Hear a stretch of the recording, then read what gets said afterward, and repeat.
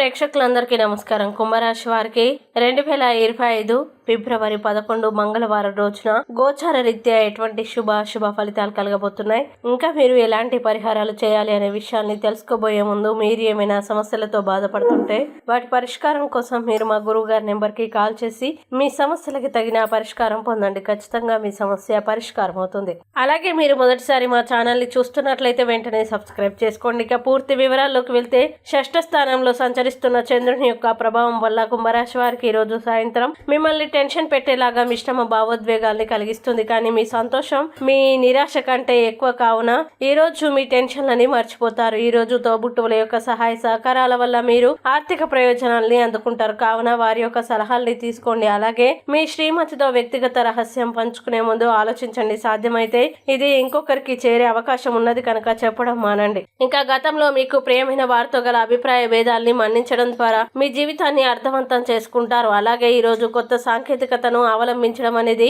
మారుతున్న కాలంతో పాటు మార్పు చెందడం కోసం గాను ముఖ్యమే.